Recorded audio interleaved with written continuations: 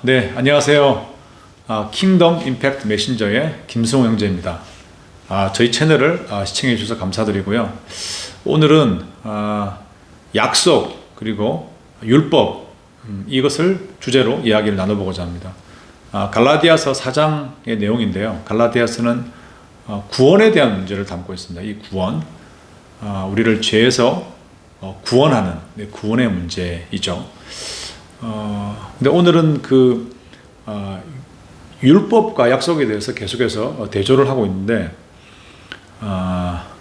율법 자체가 나쁜 건 아닙니다. 그러나 율법의 구원의 관점에서 율법은 효력을 잃게 됩니다. 어떤 효력도 없습니다.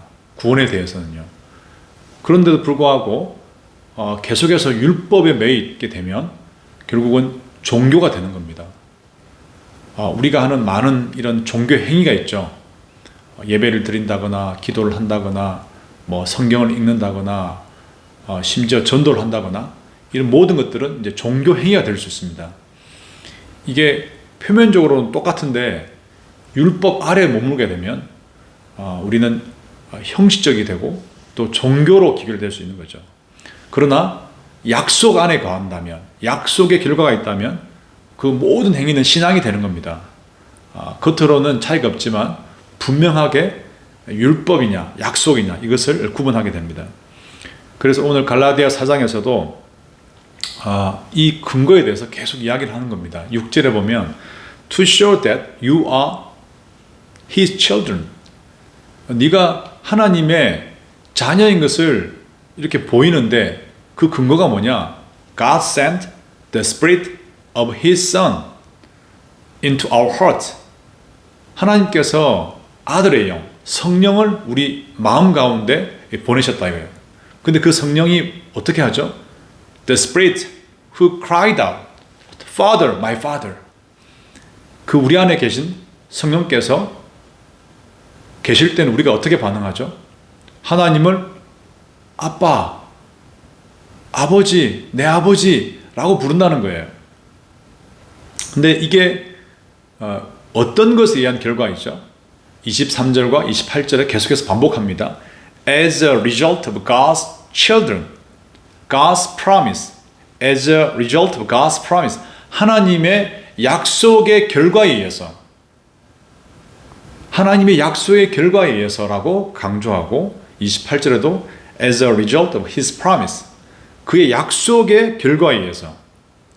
한번 23절 전체를 읽어보겠습니다. His son by the slave woman was born in the usual way. 이런 종의 여인에 의해서 태어난 아들은 일반적인 방법으로 태어났다고 말하고 있고, but his son by the free woman was born as a result of God's promise. 자유자의 여인에 의해서 태어난 그 아들은 하나님의 약속의 결과로 태어났다라고 말합니다. 그래서 28절에 뭐라고 말하는 거죠? You are God's children. 너가 하나님의 자녀인데 as a result of His promise. 그의 약속의 결과로 인해서 네가 하나님의 자녀가 되었다. 이렇게 이야기하고 있습니다. Just as Isaac was. 이삭이 그랬던 것처럼요. 그래서 되게 불편한 말씀은 이 30절에 나옵니다. Send the slave woman and her son away. 뭘 보내라 그러죠? 그 종된 여인과 그의 자녀를 send away, 보내버려요. 보내야 되는 거예요. 이 다 끌어안을 수 없는 겁니다. 제가 아까 처음에 말했죠?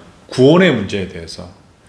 율법에 의해서 그리고 약속이 아닌 이 율법에 의해서 그리고 usual way에 의해서 나온 종된 여인과 그의 son을 보내야 됩니다. 그리고 뭐라고 설명합니까? For the son of slave woman. 그 slave woman의 그 son은 will not have a part of the father's property. 그 하나님의 소유의 어떤 한 부분도 가질 수 없다라고 성경은 명확하게 말합니다. Along with the son of the free woman. 그 자유자의 아들과 함께하는. 여러분 어떻습니까? 우리 가운데 여전히 율법 가운데 있습니까? 제가 다시 한번 말합니다. 구원에 대한 문제입니다. 다른 문제가 아니고요. 근데 율법 가운데 있습니까? send away. 그걸 보내야 됩니다. 율법은 우리가 구원에 한해서 아버지의 프로퍼티의 어떤 부분도 가질 수가 없게 되는 것입니다. 우리의 구원은 오직 God's promise, 하나님의 약속에 의해서. 그 앞장에도 계속 설명하는데요. 율법은 약속이 있기도, 약속한 이후에 430년 이후에 이렇게 율법이 만들어진 거죠. 그래서 그 이후에 만들어진 율법이 약속을 깨뜨릴 수 없다라고 성경은 주장하고 있습니다. 여러분은 하나님의 약속 안에 거하십니까? 아니면 여러분은 율법 안에 거하십니까? 제 모습을 많이 보게 됐는데요.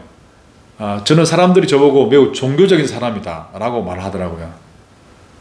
예, 이렇게 뭐 찬양을 인도하거나 또 기도를 하거나 예배를 드리거나 성경을 읽거나 전도를 하거나 이런 나의 모습들이 겉으로 보기에는 이렇게 뭐 좋아 보일 수 있지만 그 본질이 내가 하나님의 은혜의 약속에 근거하지 않는다면 이 모든 행위들이 바로 종교성에 의해서 된다는 것입니다.